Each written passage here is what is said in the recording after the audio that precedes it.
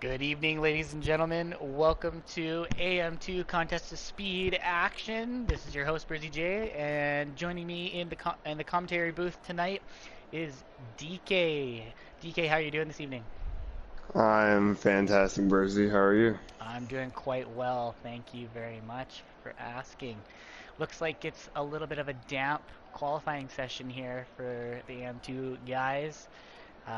It's funny because before the race I was telling you I didn't think there was going to be a high chance of rain, yet here we are. So I'm wondering what the weather forecast is going to look like this evening. But yeah, it's going to be an interesting qualifying session for sure. Definitely. I'm hoping this is the only rain we see for this session. Because being a new track, not many drivers not really know it all that well. I would say, I would feel like dry would definitely make it a bit easier on them, produce some good racing. Oh, 100%. It's a little bit of a lighter grid this evening. Only 12 drivers were able to make it, but it's gonna be a great race nonetheless. Thank you to those of you who are tuning in. We're waiting to see as we've got our first driver on track coming out into the pit lane. Bot Hot is saying in the chat, dry race. So, Perfect. There you go. Wet collie dry race. That's going to be an interesting one for sure. definitely these guys on dry setups qualifying, potentially. I mean, at least it's not a full downpour. You've only got the intermediate tires on, it looks like, for Bodhod, but still, it's not going to be a fun... Not going to be the most exciting qualifying session we'll see, but... It's going to be a good one, nonetheless. Nonetheless, yes. A little bit of a lockup from Bodhod on his outlap. I don't have the standings in front of me, and unfortunately the website was out of commission earlier today, so can't update on the standings, but we'll be able to look later. Hopefully get a rundown on where we're at. But Bodhod has been one of our championship contenders. He's been consistently finishing on or near the podium, so we'll look for Bodhod to have a strong race today. I believe he is the championship leader at the current moment. I don't know by how many points, of course, but even better. I do know he is the championship leader. Well, that's good to know. And then we got P-Dog. P-Dog is a strong AM2 driver as well. He was filling in for the U3 race on yesterday, and unfortunately had a DNF midway through the race. But he had a strong showing from what I could tell when I was watching the race. So we'll look to see P-Dog fight for some serious points today. So looks like Bodod's about to start his lap here, so we'll hop on board with him. And then I think that's Arkaka as well. That's just about to start his lap coming across the start-finish line. Oh, we've got a little bit of a spill at the beginning of Sector 3 there. Looks like that might be porridge based on where Arkaka was on the track. Yeah, I think he's got left end plate damage. Oh shoot. So he'll have to come back in. That's unfortunate for Porridge. Yeah, you definitely need all your wing, especially through Sector 3 here. Yeah, without a doubt. Bodod doing a good job keeping the car stable, coming onto the longest straight on the Formula 1 calendar. I mean, between this straight and the one at China, there's some long straights that these cars have to endure, and we'll to see Bodod hit this hairpin with precision. Bit of a lockup. I noticed you cannot catch too much of that curve on the outside, because if you accelerate on that curve, it'll probably more than likely spin you. Yeah, it's the curbs here are funny. Either you can abuse them, or you gotta stay completely off of them, as they're not friendly. And those curbs, the hairpin, are some of those curbs where you just want to stay away. I find that curb, turn 3. Actually, I guess it would be turn 4 as you're coming around that first parabolica, and you're taking that left-hander. The curb is quite big. It's quite the sausage curb, but you want to try to take as much of it as you can. Spot Hod comes around, set the opening lap of a 1:48.9. So great opening lap from Bodog. We'll hop on with Arkaka as he comes around the final corner. So let's see who's on. Arkaka with a 52.3. Yeah. So quite a significant gap as we start out this qualifying session, but I look for drivers to fill the track out and pull those times down. Absolutely. I'm on board with Rogue A-Wing at the moment. He's coming into the hairpin here. We'll see. Ooh, very, very nice braking from Rogue. Able to keep things under control. As Seagrass went P2 with a 150.0 and Amram behind him with a 151.7, and then P-Dog just went P3 with a 150.5, so time's starting to come in. Very nice.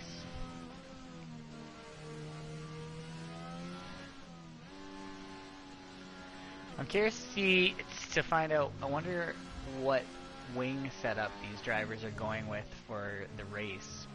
Because I know for me, I was leaning towards a 3.7 wing for the race. But oh, as Rogue just destroys his end plate at the end of the lap there, setting a 153.4.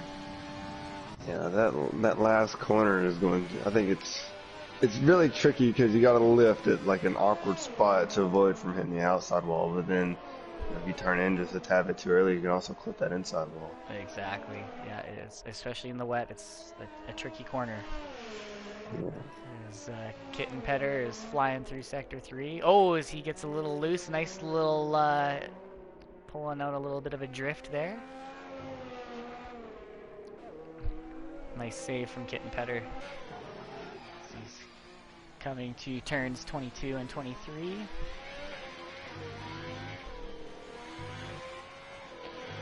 Good line, barely. Very nice. He did a really good job keeping that car on the track. That was awesome. All right. Let's see here. We got Porridge Power about to start a lap, so we'll keep an eye on his lap. We'll actually hop on board with Young DJ first, because Young DJ is about to start his hot lap. So here we go. Flying down into turn 1. A little bit of a lockup. Easing onto the power, avoiding the curbs on the inside. Swinging wide to set up turns 3 and 4. Looking very clean so far from Young DJ. And now he gets onto the power of that first DRS straight. And he'll come down into the traffic circle section. So it's a converted, as the name implies, converted traffic circle. I find this section really tricky to nail with lots of speed. Definitely, I find it like it's hard to hug that outside wall and stay on the power without the car coming around a little bit. No, without a doubt. Yeah. Yeah, you gotta have a pretty spot on setup to master this track. Alright. Young DJ, big lock up into the hairpin. Turns in. Avoids the inside curb, but has to go over the outside curb. Wrestling the car here. And we're getting into sector 3, turn 13.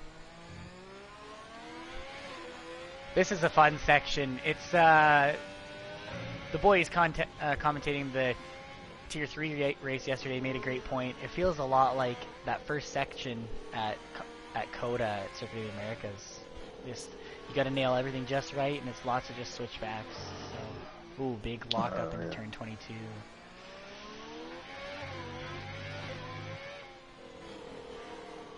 That's on. What is the outside wall? Wow. And P3 with a 50.5. That was a very nice lap from Young DJ. I think he did a great job rolling his speed, keeping the car on track, and trying to keep as much speed as he could in all the critical places. Yeah, it's always, I found a key to this track to keep up, well, with any track, keep up with as much speed as possible, but especially this track with all the long, sweeping corners that it has. No, without it. Yeah, it's such an interesting section because it's like you want to have your car set up for low downforce for this long straight, but you also need the you also need your car planted for that tricky third sector. So you gotta kind of almost compromise a little bit and have your setup kind of working for a little bit of both. But Oh yeah, definitely curious a to see. tricky setup. Very tricky. So it looks You were like talking about the sector 3, that little part in the track where the track looks like it goes right but then back left really quick. Yep. Whenever I was first trying out this track, that part completely threw me off. Like I wanted to go right, but I was like, there's no right. It's just straight. Yeah. That the track goes right. Yeah, that's a very technical section because you need to be getting as close to the wall as you can, but if you get too close, then it might cause a collision.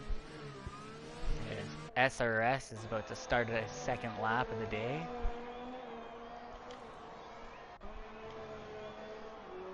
It's pretty interesting to see how. Speaking of, we have one of the Red Bulls that had just gone off in that third sector. I'm not sure. Yeah, I think that was P-Dog. P-Dog? It was Yeah. P-Dog. Oh shoot. Yeah. He's got a bit of a wing damage. It was on his outlap as well, so he's going to have to come in and get that fixed. Try again. What was I saying? Oh, pretty interesting to see, like, most everybody except Young DJ, who just completely missed that, went P2 with a 149.8. Wow. Great lap. Completely missed that from Young DJ. So he ended up staying out for a second hot lap, more or less, then. He did. I think down that straightaway, his teammate Seagrass, I was looking at the two Ferraris right now very close together. I think his teammate Seagrass gave him a tow, and then I think Young DJ just gave Seagrass a tow down that first DRS straight. So the Ferraris working together nicely in this qualifying session. We might have to pop over to these two here and just see. So yeah, you are absolutely right. It looks like Seagrass has already gotten by Young DJ. He's about to head into the hairpin. And then we'll flip back over and we'll watch the last little bit of Amram's lap here. Nice. Amram working through those tricky Coda-esque turns in the turns 19, 20, and 21 as we're into turn 22.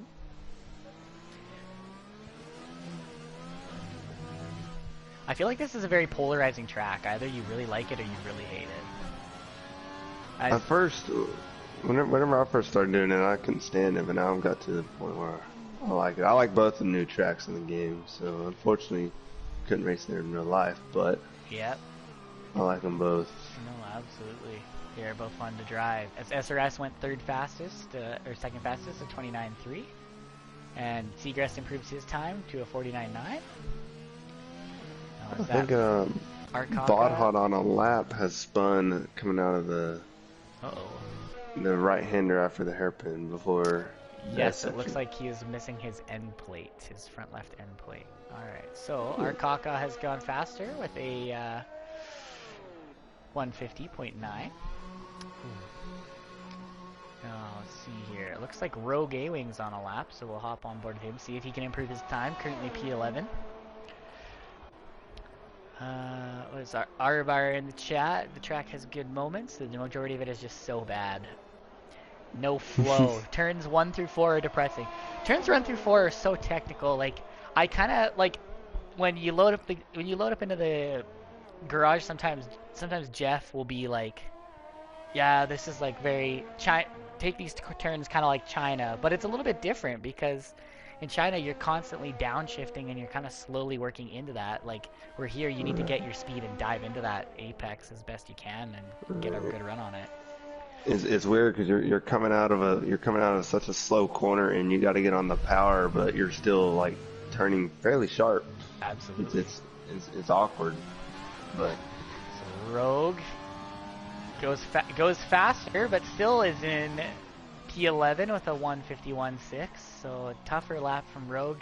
He must really be struggling with the wet conditions. His dry setup must really be dialed in for for dry, but right. He's had some pretty good results past couple weeks, so I'd look for him to make a charge to the field. Yeah. Looks like we've got Andrew is fresh, working his way through. I think Kitten Petter is using this as a practice session. He's done 5 laps. Oh wow. In one set of tires. Well, I mean, Andrew goes third fastest with a 49.7, so great lap from Andrew. I think Kitten, interesting strategy there. Although behind Kitten, there's this Rogue into the wall coming before the straight. Oh shoot. Yeah. Oh, it's a big damage from Rogue, missing the end plate there on his wing. Yeah, that's a tough spot. Kind of like we had spoken about earlier at the traffic circle, if you get on the power too much too soon in that section, the rear end tends to step out, and I think that's what happened here, and into the wall he went. So we've got RJP looking to, oh, he's on his in lap. And Kitten Petter's just doing laps. I think Kitten Petter's too much worried about where he's going to start. I think he's just ready to ride out the race, because it could be a chaotic race as well, and it could be just another, maybe potentially Monaco, where you just got to survive. Yeah, I have a feeling we're going to have a few safety cars in this race, but we will see as we move forward. So we've got, it looks like the next person to start a lap will be Bodhod for his second run, I believe. But P-Dog is currently on a lap, so we will ride on board with P-Dog for a little bit. See if P-Dog can improve his time. He is one of the faster drivers in AM2, so expect him to be up there in the top 5. With this part of the track right here, where the track kind of goes right, but it's just straight, you gotta go left. That part can catch you out. Oh, without a doubt. Yeah, you gotta have lots of precision driving these cars around this circuit.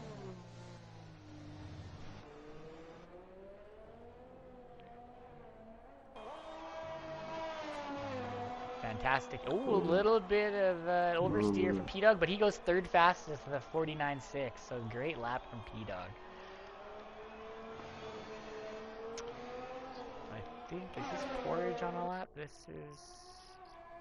Looks like this is Porridge. Time has expired in qualifying. So everybody on track looking up to finish their laps is, I think, Rogue is coming across. Oh, Rogue. Or is that SRS? SRS going second fastest with a 49.3. Want to Oh, and we're on board with Bodhod here, looking a little squirrely through that technical section of turn 16 through 18. But he's keeping it on track. Oh, it's... I have jinxed him. The commentator's curse hits Bod as he taps the wall. And luckily right at the pit entry so he can go into the pits, but unfortunate there. So, just want to point this out, interesting note. Rogue just came out of the pits after time has expired. Oh, shoot. Forge Power in that section. Turn 18 loses it. So, Forge has to abandon his lap. As we've got, I think, is P-Dog on a lap still? No, P-Dog's on his in lap, or the AI is driving around. I think everybody should more or less be finished their laps right about now. Rogue, like I said, Rogue is on an out lap right now, which I don't know how he managed that. Weird. But he shouldn't be able to start a lap as time is hit 0. So. Well, I wonder if the AI took over for him. No, he drove out of the pits. Okay. That is definitely him. Well, I guess we can go. Oopsies. I'm riding on board with Seagrass. We're looking to see if Seagrass can overcome the elements and put a time up in the top 3. So far, looking really sharp. As he goes fastest He sets provisional pole to 148.5. Seagrass, the man. Great lap by Great lap. Seagrass.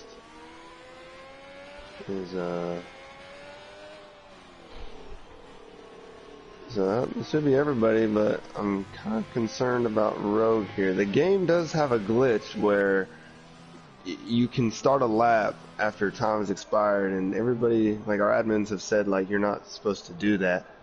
So I hope this is not what he's doing. Well, we'll see here. I mean, he is pushing the beans right now, so we'll see if he can improve his time. Currently lined set to be on the back row of the grid.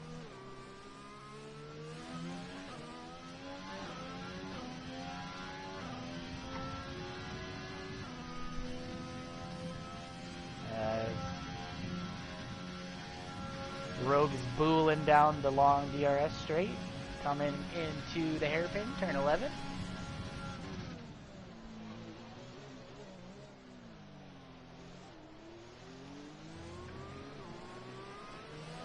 Getting on the power, working his way to turn 13.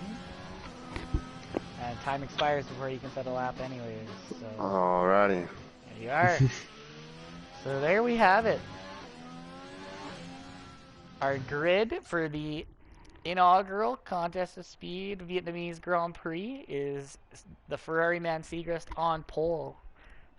And alongside him on the front row will be Bodhod in the Mercedes. And then we've got SRS in the Renault with P-Dog in the Red Bull. Then we've got Andrews Fresh in the AlphaTauri with RJP in the other Red Bull. In 7th position, we've got Young DJ in the Ferrari with Kitten Pedder in the Haas. And then we've got both McLarens in the second to last row with Arkaka and Porridge Power. And then Rogue A-Wing will be in the back row in the Renault. And then Google Dougal did not set a time. In the AlphaTauri, he will be P12. Good to see our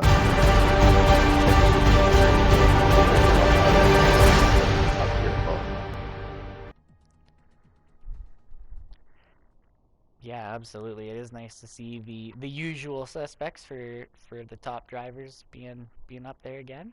We had a little bit of a last week was a crazy week in Monaco, so it's Oh, definitely. I felt so bad for Vadha. Dominated the whole race and just one mistake and lost it. Yep. So. Yeah, it was a crazy race. All right, we are getting ready to go. Those of you watching, tuning in this evening, let's get in the chat. I wonder if we can get your way too early podium predictions. DK, I'd love to hear your podium predictions for this race as well. Well, I just gotta think Bodhod's gonna be up there. Bodhod and Seagrass for sure, but I think there could be a surprise. Kitten Petter P3. Oh. Or do you know? I'm just gonna say podium. I'm not gonna say positions, but I'm gonna say Bodhod, Seagrass, and Kitten Petter on the podium. Okay. Okay. All right. Oh, I think for sure you're gonna see Bodhod up there. I think Seagrass is gonna also be up there. I think P-Dog is gonna be able to hang on for P3. I think so, but we'll see. We'll see what happens. And while we have this break in the action, just a reminder that you can catch the European tiers. You can catch on Monday, Tuesday, Wednesday, and Thursday, all at 10 p.m. UK time. And you can catch the American races, AM1, AM2, on Tuesdays and Wednesdays. Sorry, AM2 and then AM1 on the Tuesdays and Wednesdays at 9 p.m. Eastern Standard Time.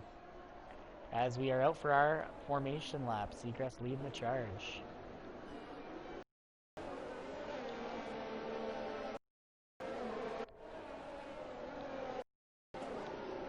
Looking to see. So it looks like the majority of the field has opted for the medium tire. Kitten Petter has opted for the soft tire, and then Porridge Power and Rogue A-Wing are opting for the hard tire. So a slew of strategies here. It'll be interesting to see how this plays out. I wonder if the drivers on the mediums are going to try to stretch a medium to hard or a one-stop, or if they're going to try and do a two-stop. And we'll see, but yeah. I think obviously if you want to do, I think with this track, if you want to do the one-stop run, do medium to hards, and then hard to medium. But the soft tires just doesn't last as long as you think it would. No, I've been finding the softs have lasted about 8 laps, 6 to 8 laps, depending on your driving style. So I could see Kitten doing a soft medium or a soft medium, depending on how he manages his tires and depending on the safety car location if one pops up. So, being interesting. So Kitten Petter is looking to be the only one on a single strategy that we know of, a single stop strategy. Everybody else is on, sorry, two-stop strategy. Kitten Petter. Everybody else looking to be on a single stop strategy. So we'll see how this plays out. I could be completely wrong. Crackerjack in the comments is saying the soft, medium, soft is the best strat. So we'll see. See if Kitten can make that pay off. Could be close. He could be also maybe betting on a safety car as well, and putting on like maybe a mid-race safety car, putting on the hards and the mediums. And yeah, for sure. Use that safety car to save tires and just do the one stop that way. But in the chat, Crackerjack saying Bodhod, Seagrass, and SRS for the podium. Oh. And R-Bar saying Bodhod has a solid chance of winning the race if he can keep it out of the wall. Well, there you go. Alrighty, here we are. We're getting the 5 lights. They're getting the light glitch.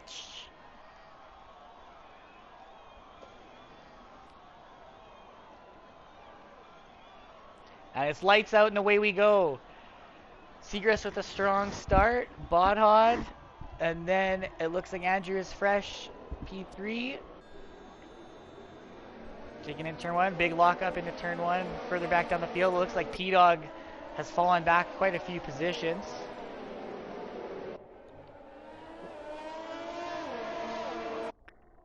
So Kitten Petter already getting the jump on the softer tire up to P4. Yeah, 4 spots up from Kitten Petter already. Guys keeping it clean so far. It's Amram on the inside of Kitten Petter. Amram's going to spin. Amram has been touched and into the wall he goes. Oh, bomber for Amram. So now he's gotta do some work to get back into the fight. As it's been a wild half a lap already. As P-Dog is chasing down his teammate.